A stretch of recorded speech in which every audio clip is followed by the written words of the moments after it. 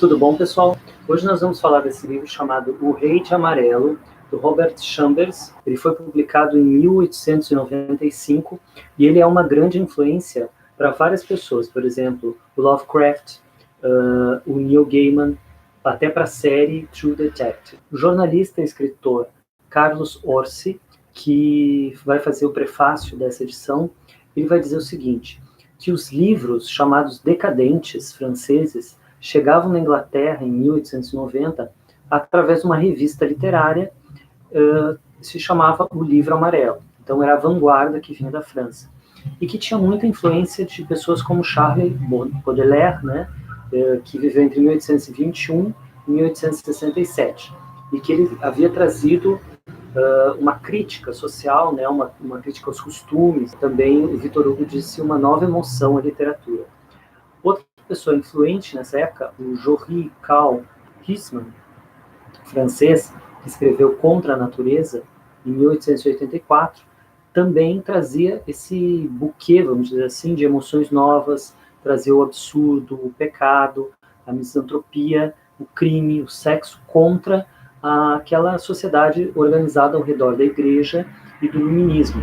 Bom, então o livro O Rei Amarelo foi publicado em 1895 e ele é dividido em 3 partes, vamos dizer assim. Uma seriam contos fantásticos, né? Eles têm um tom de ficção científica, às vezes. Depois tem o Quarteto das Ruas, que são 4 contos mais realistas, né? Falando mais da vida boêmia dos artistas no século XIX. E entre eles tem 2 contos, Demoiselle de Is e O Paraíso do Profeta. Quem foi o Chambers, né? Ele estudou em Paris entre 1886 e 1893. Ele era ilustrador e pintor. E depois ele vai escrever vários romances, Água com Açúcar, que vão lhe trazer muito sucesso econômico. Compra uma mansão, vive caçando, vive pescando, colecionando arte oriental. Mas o livro que realmente ficou dele, né, e pelo qual ele é lembrado, é esse, O Rei Amarelo.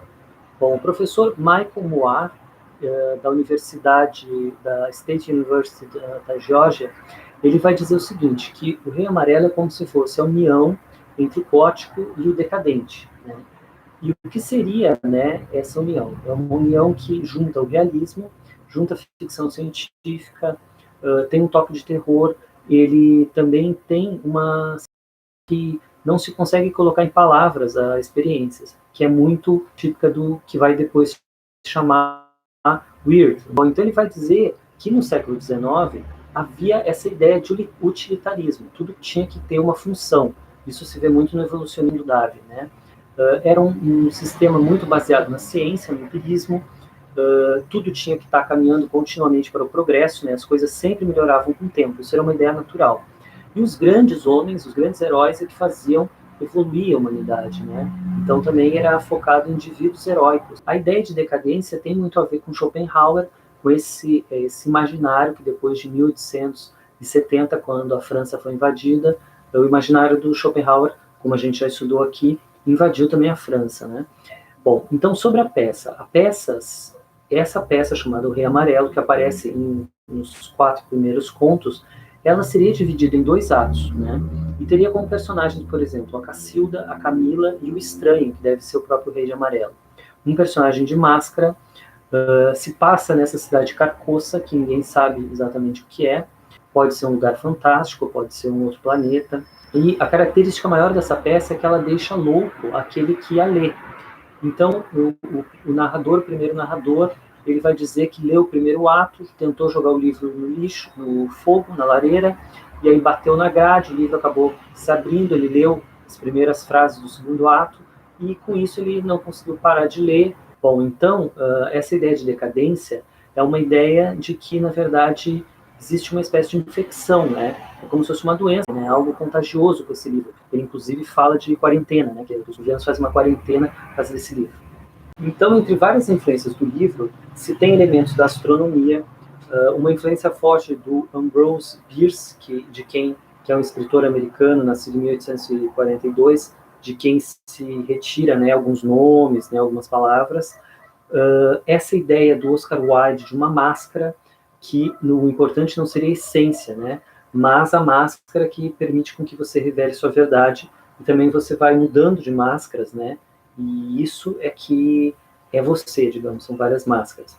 Então tem até um personagem chamado Mr. White no primeiro ponto. E também tem um tom satírico, né, que seria uma espécie de crítica às utopias de progresso. Os Estados Unidos que ele mostra, que seria no futuro, em 1920, ele é um Estados Unidos que está em guerra com a Alemanha.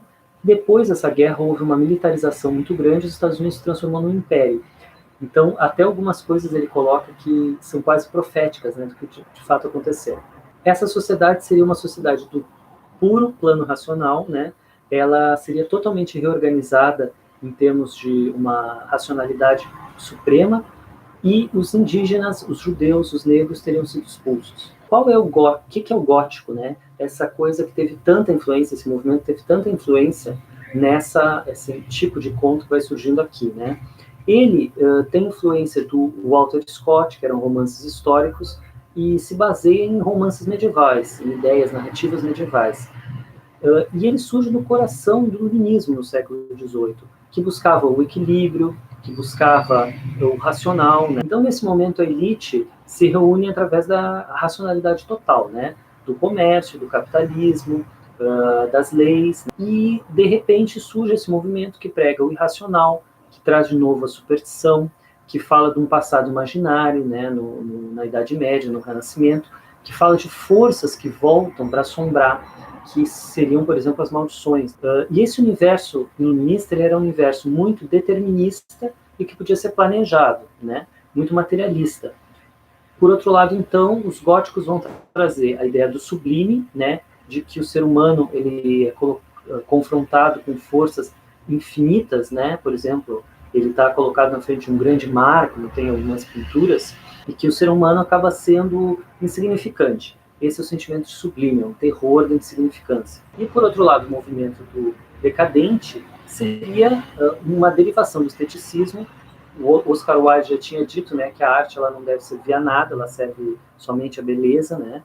Só ser belo já era o objetivo da arte.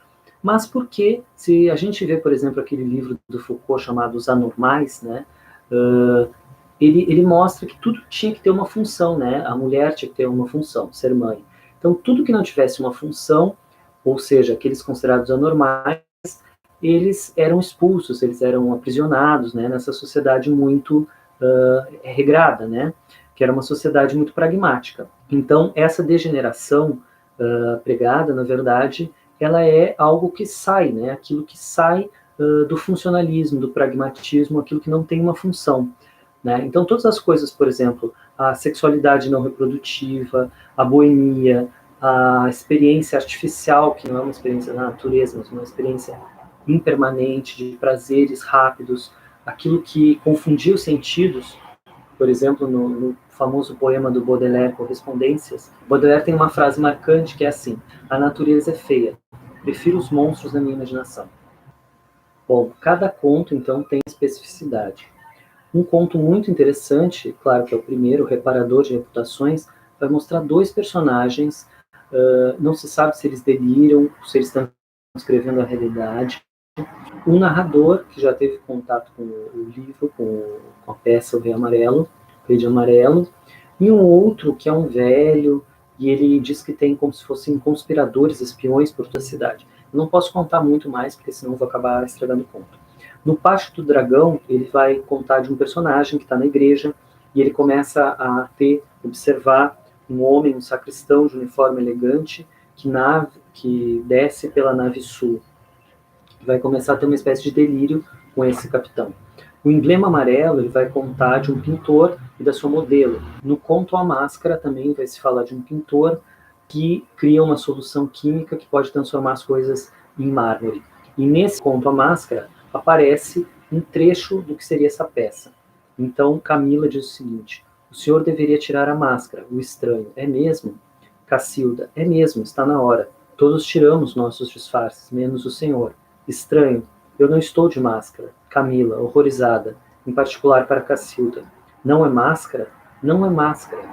O Rei de Amarelo, ato 1, cena 2. Bom, então o Chambers aqui realmente ele conseguiu abrir um novo clima, né? Ele criou assim um monte de seguidores porque ele criou personagens, situações que ficam no imaginário até hoje. apesar de que a gente não entende, ele deixou vários mistérios, né? A gente não sabe exatamente quem é esse Rei de Amarelo, a gente não sabe quem escreveu essa peça, como que ela influencia tantas pessoas, mas a gente consegue ver que, por exemplo, se o Lovecraft vai dizer que ele tem altos níveis de terror cósmico, né, e se inspirou nele, fala muito bem, principalmente desse conto Emblema Amarelo, é porque ele tem uma substância. Bom, eu fiz uma pequena relação, porque enquanto estava lendo o livro, por acaso eu vi a série Bird Box, e é uma série em que as pessoas não podem ver alguma coisa que está no ambiente, né?